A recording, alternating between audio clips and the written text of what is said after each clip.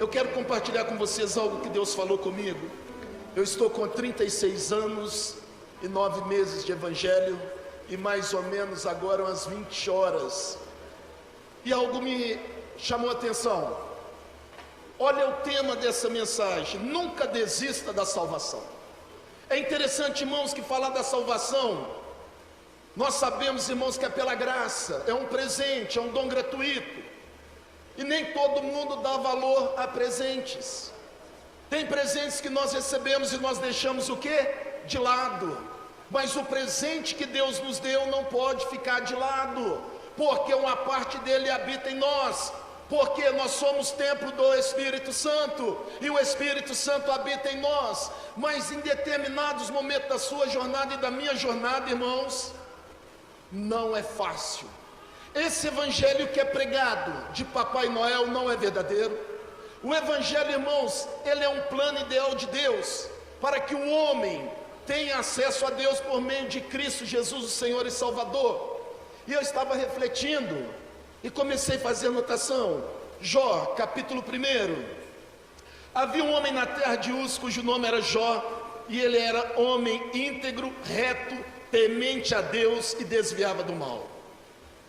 Quantas vezes nós estamos nesse processo, tentando viver em retidão, temendo a Deus, desviando do mal? Há um tempo em nossas vidas, irmãos, que nós oramos como nunca, jejuamos como nunca, procuramos desviar do mal como nunca, e devemos fazer isso.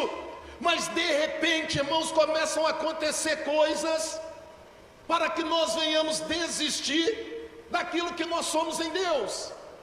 E eu fiquei meditando na minha vida e analisando, irmãos, essa jornada e a jornada da igreja, e comecei a fazer algumas anotações. Esse homem era incrível, ele era homem íntegro, ele era reto, e ele temia a Deus, e ele desviava-se do mal. Interessante, tem momentos que a carga nos ombros é um peso maior do que acreditamos suportar. Você vai entender algo tão incrível, que Jó, esse homem com toda essa qualidade, no capítulo 2, irmãos, vem a adversidade tão cruel. E quantos de nós, irmãos, às vezes temos essas qualidades e de repente vem uma situação tão difícil que nós não esperávamos.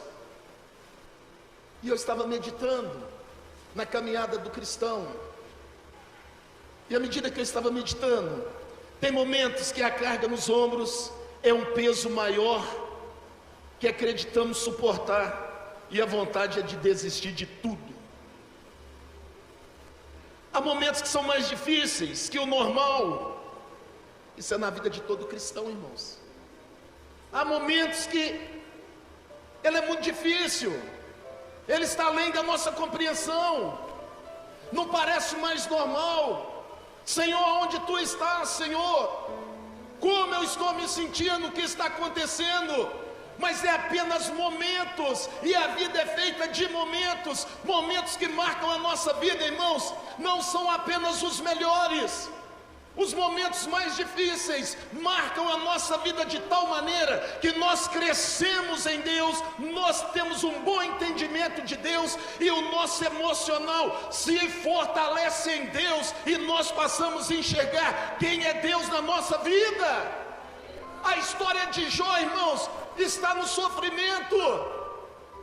A história dele não está em ser um homem íntegro, um homem temente a Deus, um homem que desviava do mal. A história dele está no meio da aflição. Talvez a sua história seja essa. Eu tenho vindo à igreja, eu estou numa célula, eu estou em 12 horas de jejum. Mas Senhor, mas tem momento que está tão difícil, que dá vontade de desistir de tudo. Mas eu acho que aqui não tem isso, né? Eu acho que não tem. Eu só acho, porque Deus me falou que tem, e que essa palavra era para mim e para toda a igreja. E voltando aqui, há momentos que são mais difíceis que o normal. A tempestade parece que não vai parar. Quem já viveu isso? Saiu uma má notícia, chega outra. Saiu uma, chega outra. Saiu uma, chega outra. Quem já viveu isso? Eu já, irmãos. Eu já. Mas é interessante, irmãos, quando chega uma má notícia, o justo não teme, mas ele sente sim, irmãos. Ele estremece, porque emocionalmente nós não fomos preparados para as más notícias. Não fomos. E Jó vai recebendo, irmãos. Primeiro tem um elogio, depois vem as aflições. Seus filhos e filhas. Tocou em nossos filhos e filhas. O que acontece com quem é pai? Levanta as mãos para mim ver quem é pai e mãe. Meu Deus e meu Pai, quantas vezes nós já falamos que fosse em mim e não nos meus filhos? Que fosse em mim, Deus. Quantas vezes nós já falamos, eu daria tudo para estar no lugar da minha filha ou do meu filho. Eu daria tudo para que você não passasse por isso. Porque desistir, irmãos, é tão fácil. É tão fácil, irmãos. E voltando aqui em Jó, eu estou lá no capítulo 2. Eu quero o versículo precisamente, irmãos.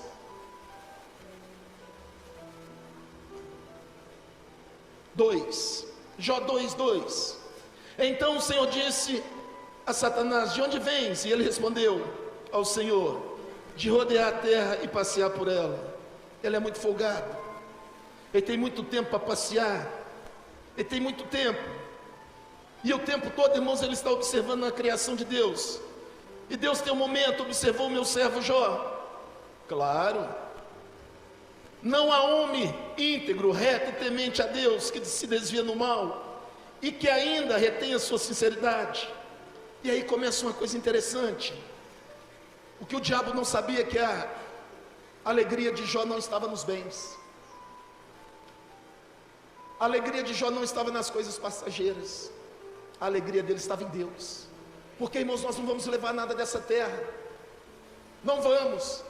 E nós, servindo a Deus, irmãos, tem momento que nós gastamos energia conquistando, trabalhando, e não vamos levar nada dessa vida.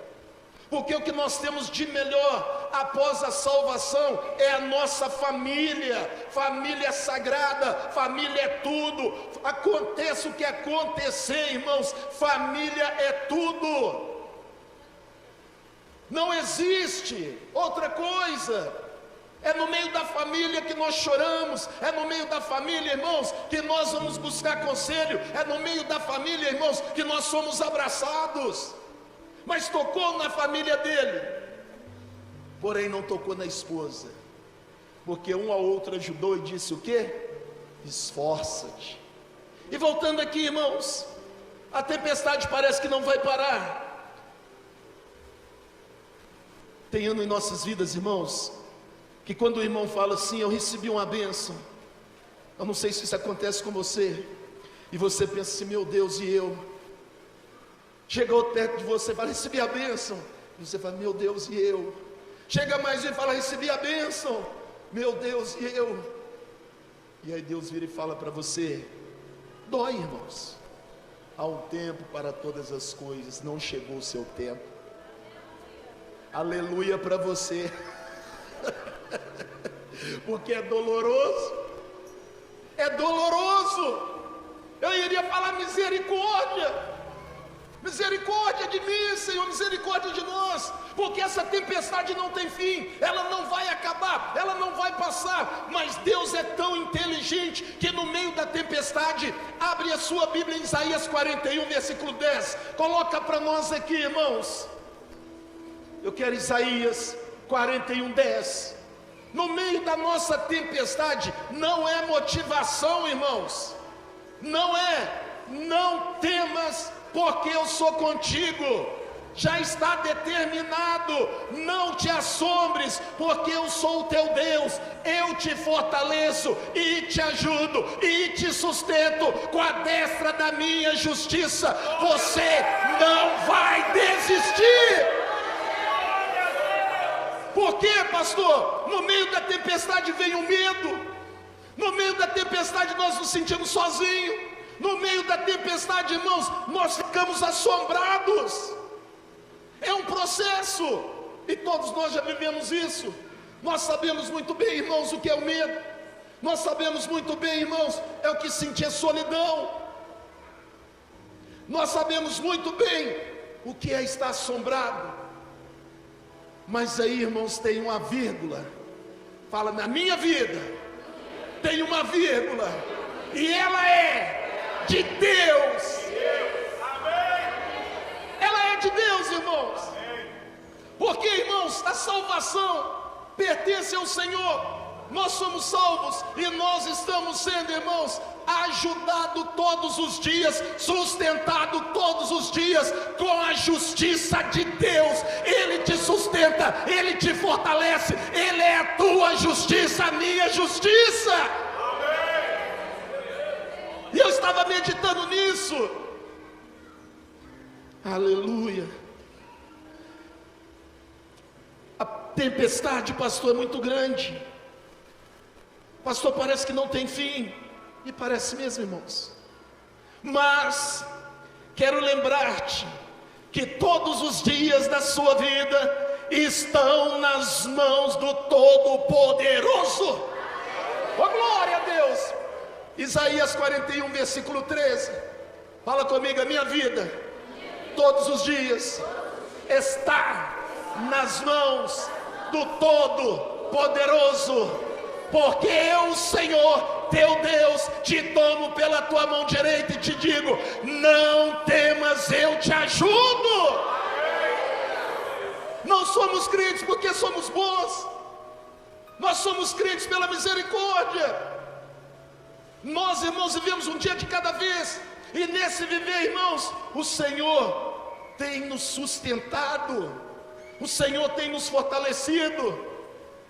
E às vezes, irmãos, nós vivenciamos momentos tão ruins que nós precisamos fazer uma autoanálise. E aí, meditando,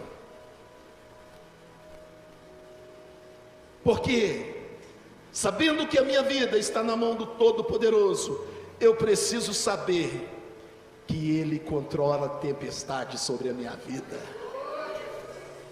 Meu Deus e meu Pai, quem controla a tempestade na sua vida é Deus. Tinha uma música muito antiga: há momentos que na vida pensamos em olhar para trás.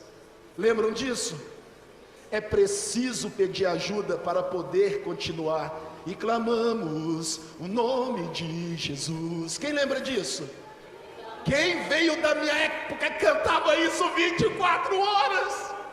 Há momentos, irmãos, em nossas vidas, sim, e é a pura verdade. E não adianta chegar para você e falar assim: olha, com todo respeito, você precisa orar mais, você precisa jejuar mais, você precisa ler mais, porque tudo isso você está fazendo. Isso é tempestade que chega em nossa vida. Eu sei que Deus tem controle, ela vai trazer benefício na minha vida também.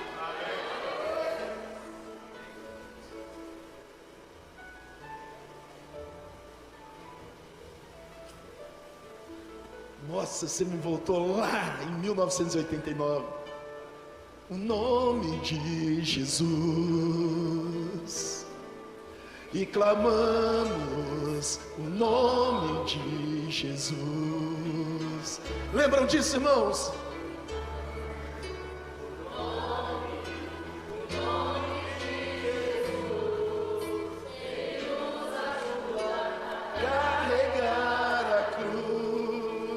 Isso é da minha época, irmãos, 1989. O cristão, irmãos, em qualquer tempestade, em qualquer situação, para ele era o nome de Jesus, nome acima de todo nome, o nome, irmãos, maravilhoso, e nós nos agarramos nesse nome, por isso nós estamos aqui hoje. Aleluia. Você é mais forte do que você pensa, porque a sua força não está em si mesmo, mas na fé da palavra de Deus. Por que nós insistimos, irmãos, que o cristão precisa entender a palavra de Deus? Porque Romanos fala claramente, Romanos 10:17, ora a fé vem pelo ouvir, e ouvir o quê? Palavra de Deus. Lugar de crente é na igreja, lugar de crente é na escola bíblica dominical, lugar de crente é na oração, lugar de crente, irmãos, é os jovens na rede, lugar dos filhos dos crentes é na escola bíblica dominical. Eu aprendi isso, por isso eu estou de pé. Pastor, eu não preciso ir na igreja para servir a Deus. Mentira! Isso é mentira, isso é modismo. Aleluia. Porque quando você não se alimenta, você está desistindo da sua salvação. Porque dentro de casa você não quer ler Bíblia, dentro de casa você não quer orar, dentro de casa você não quer jejuar, dentro de casa você não quer santificar, dentro de casa você não quer abrir a porta do seu quarto, dobrar o joelho e orar. Na igreja, irmãos, aquele que entra abatido, ele é renovado. Aquele que entra desanimado, vem o ânimo de Deus. Aquele que acha que está abalado, Deus vai e sustenta ele. Aquele que acha que não é forte, Deus o fortalece. Nunca desista da sua salvação. Glória a Deus. Diga comigo, eu sou mais forte do que eu penso, porque a minha força não está em si, mas na fé da palavra de Deus. Lá em Romanos 10:17, ora a fé vem pelo ouvir, e ouvir o quê? A palavra de Deus. Coloca para mim Filipenses 4, versículo 12 e 13. É muito fácil largar tudo, só que largar, irmãos, tem consequência. Engraçado que eu acho que está faltando 12. Filipenses 4, versículo 12. Aqui é para nós, presta atenção. Fala, aqui é para mim. Talvez você entrou aqui pensando em desistir. Igreja, lê bem alto.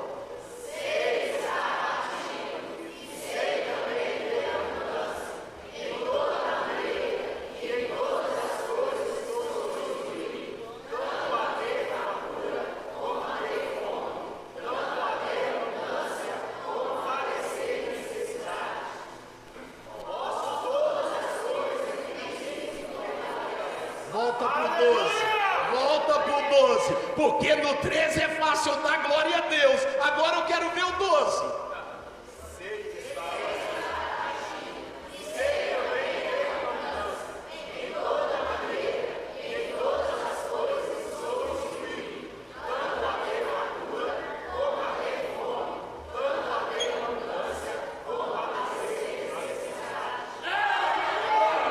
Isso é uma baita tempestade, meu irmão. Isso é uma baita tempestade. Ser está abatido não é fácil. Não é fácil para ninguém, irmãos. Quando nós somos abatidos, dá vontade, irmãos, de desistir de tudo. Porém, no meio disso tudo, irmãos, Paulo vai falando, sei também ter abundância. Só que ele não para ali. Em toda maneira, em todas as coisas, eu estou instruído, porque o conhecimento nos dá, irmãos, fortalecimento, e fortalecimento nos mostra uma coisa, tanto até fartura. A nossa fartura está em Deus e vem de Deus, irmãos. E é interessante, é como ter fome. Quem já passou fome sabe o que é. Quem já viu um filho pedir leite e não tem dinheiro para comprar e dar, sabe o que é. Então nós, no versículo 12, ele tem tudo a ver, nunca desista da salvação. Quando fala tanto a ter abundância, todo crente quer abundância, irmãos. Todo ser humano quer em todas as áreas. Mas é fácil? Não. Porque mesmo no meio da abundância, você vai aprender isso aqui, olha.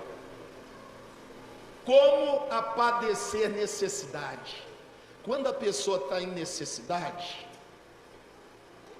nós já passamos ou não?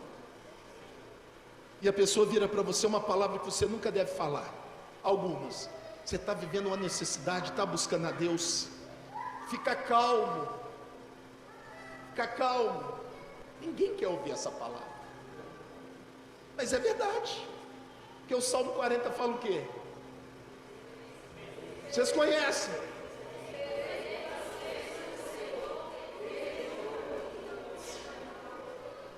Aí nós perguntamos: até quando eu vou esperar? Até quando aprender a ter paciência? Paciência é desenvolvida. E aí, irmãos, quando eu falo da paciência, eu preciso entender que o Salmo 42 fala assim: por que está abatida, ó minha alma? Espera em Deus. E ainda o quê? Porque, irmãos, o que Paulo está dizendo, que a nossa alma é abatida mesmo. E aí ele vai para o versículo 13, por gentileza. Esse aí todo crente conhece, esse aí todo crente dá glória a Deus, esse aí todo crente, irmão, se alegra. É uma verdade, só que essa verdade está baseada lá no versículo 12. Talvez você entrou aqui abatido, desanimado, com vontade de desistir. É a pura verdade, irmãos. E eu não posso pregar para você só apenas isso. Posso todas as coisas em Cristo que me fortalece. Mas tem uma lista que vem antes. Tem a história de um homem servo temente a Deus, e é um exemplo para nós. E você tem a sua história de vida. Você sabe de onde Deus te tirou. E quantas vezes, irmãos, você pensou em desistir? Não, mas eu sou crente, eu sou batizado com o Espírito Santo. Oh, glória! Deixa eu te dar um exemplo. No livro de Reis, o profeta Elias, um homem temente a Deus, um homem usado por Deus, um homem, irmãos, que tem uma experiência divina, sobrenatural, mas uma palavra abateu ele. Ele abandona o chamado, ele desiste do chamado. E ele, por 2 vezes, ele pede a morte a quem? A Deus. Quantas vezes, irmãos, nós na nossa caminhada já pedimos a morte para Deus? É a pura verdade. Mas Deus, na sua bondade e misericórdia, diz assim: eu sou o que te sustenta, eu sou o que te fortalece. Não chegou ainda o seu tempo. Enquanto não chegou o tempo de Deus, aprenda no tempo de Deus, irmãos, a valorizar a sua salvação. Ontem eu pregava aqui para a juventude e fazia uma pergunta: se nós não tivéssemos servindo a Deus, onde nós estaríamos? Todo mundo foi unânime: nós estaríamos perdidos, estaríamos doidão, talvez nem aqui nós estaríamos mais, pastor. Não estaríamos, porque o mundo é uma aflição, irmãos, contínua. E voltando aqui, vocês fizeram uma declaração: posso todas as coisas naquele que me fortalece. Mas quem é esse que te fortalece? Quem é esse que te fortalece? Quem é esse que te fortalece?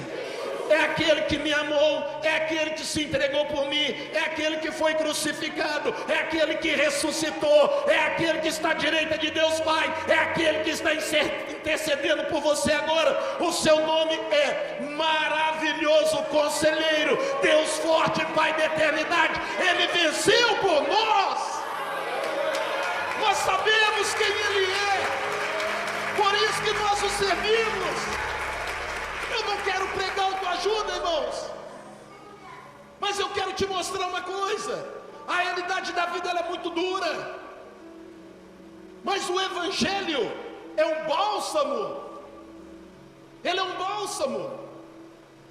Mateus capítulo 11, versículo 28. Isso é para todos nós, irmãos. Vinde a mim, vós que estáis cansados, e o quê? E eu vos aprendei de mim, que sou manso e encontrarei descanso o quê? Para a nossa alma.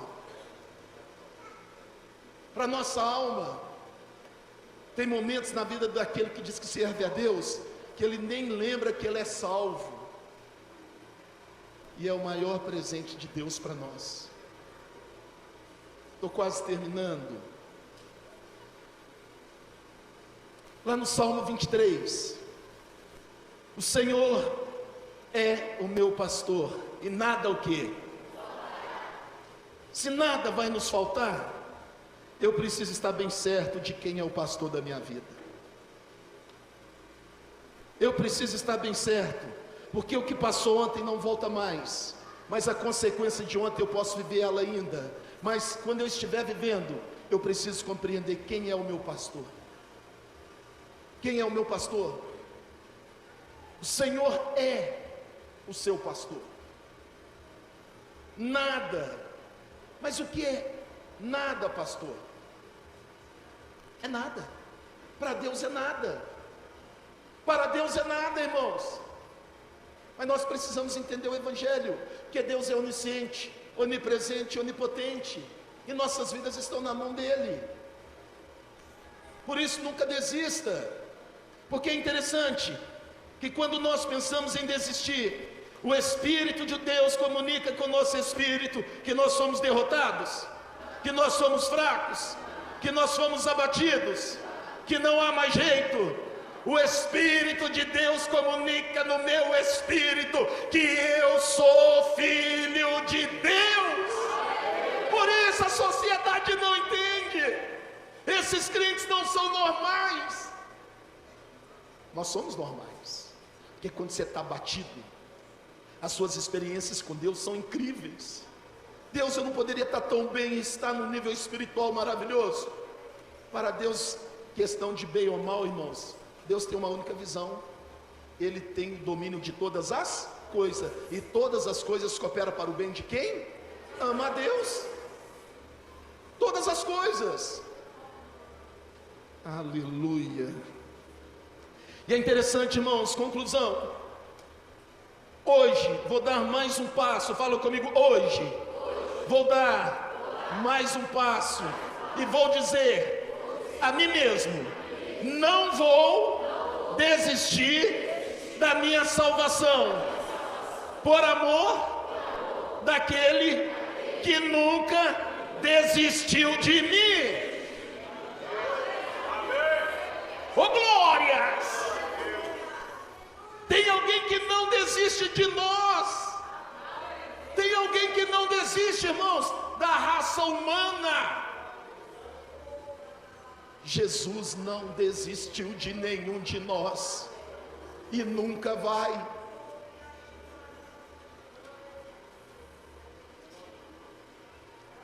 Querer desistir é inerente do ser humano. Querer desistir é inerente, irmãos, do ser humano. Mas lembre-se, a decisão é uma escolha sua. A decisão é uma escolha sua. Não coloque em pessoas, não coloque em dificuldades, não coloque no adversário, mas coloque em não conhecer a Deus. Porque quando nós não conhecemos a Deus pela palavra, nós achamos o culpado para todas as dificuldades da nossa vida. Sempre tem um culpado. Porque querer desistir é do ser humano. Mas Deus nunca desistiu de nós. Nunca, nunca. E é interessante, irmãos, que nós precisamos entender que a decisão é uma escolha sua. Qual vai ser a sua decisão?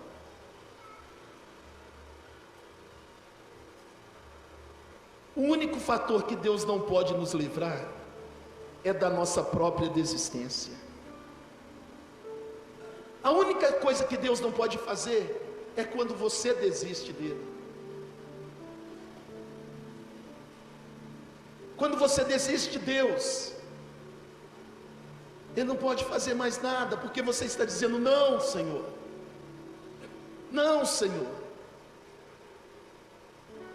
Senhor, a culpa é do irmão, a culpa é da irmã, a culpa é da igreja, a culpa é do pastor. A única coisa, o único fator que Deus não pode nos livrar é da nossa própria desistência.